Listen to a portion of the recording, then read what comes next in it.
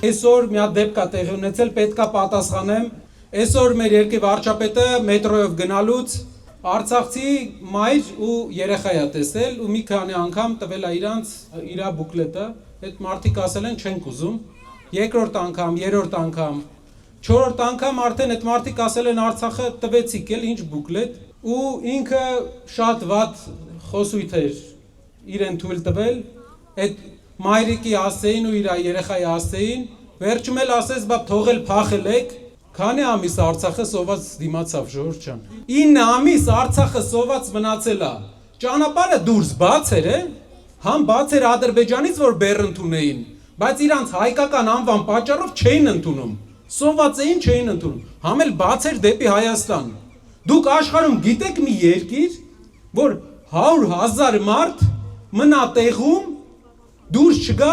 ու իմանալով որ իր երեխեքը սոված են։ Հիմա տարածաշրջանները կա որ կռիվ են լինում, մի փոքր դուրս գալու տեղ է լինում, սաղ գնում են։